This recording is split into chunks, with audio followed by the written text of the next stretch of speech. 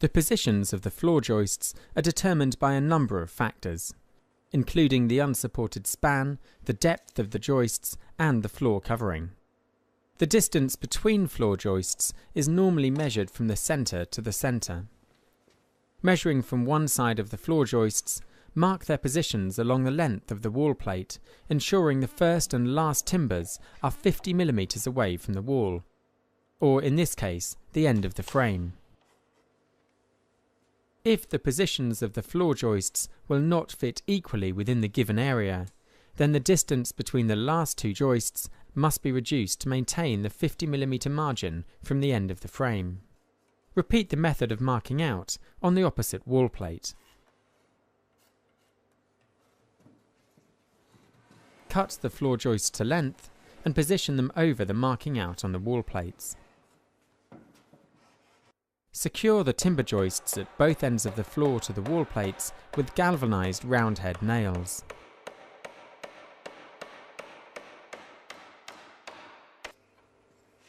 Place small blocks of timber on the two outer joists and stretch a string line over the top of them.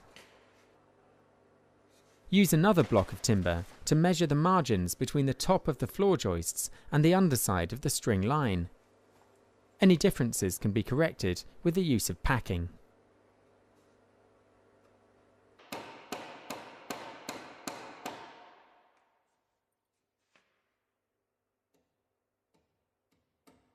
Divide the total length of one floor joist by 4, providing the distances required between the strutting. Installing strutting into the floor structure will add stability and prevent the joists from twisting, which could cause damage to the ceiling finish below. Mark the positions of the strutting on the top edge on the two outer joists before stretching a chalk line between them to create straight lines across the remaining joists.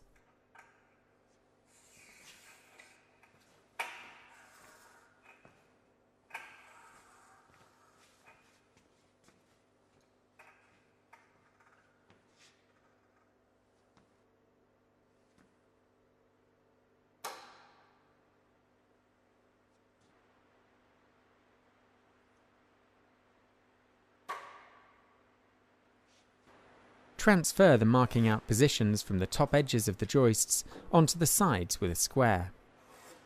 Use a combination square to mark approximately 5 mm from the top and bottom edges along the marking out lines on the sides of the joists.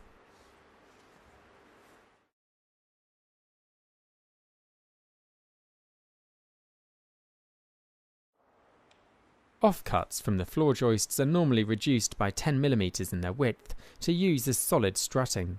They are then simply cut to the same length as the distance between the floor joists and positioned either side of the marking outline, bridging across the top of the joists.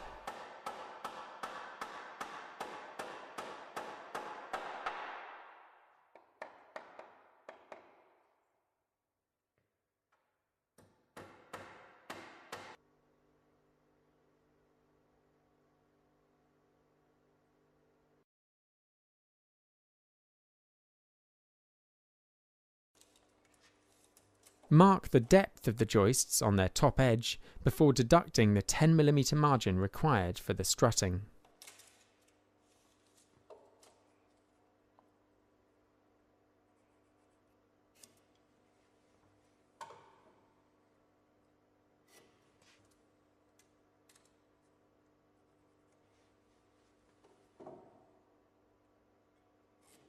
Align a length of the herringbone strutting with the top and bottom marking outlines and mark a pencil line along the underside at both ends.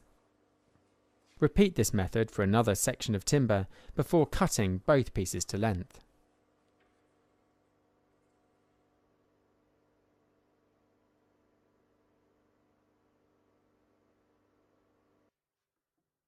Make a shallow saw cut in each end of the strutting to enable a fixing to be inserted without the risk of splitting during or after fixing.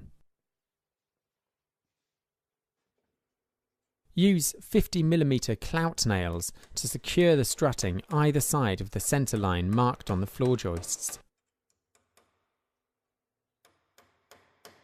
secure both parts of the strutting together to add additional strength.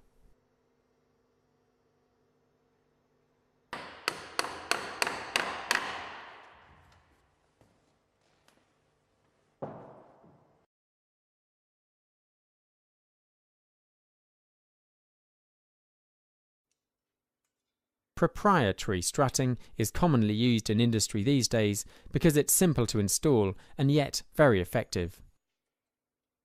It's commonly available in standard lengths to suit the most common joist centres and secured with several clout nails inserted into the fixing holes located on either end.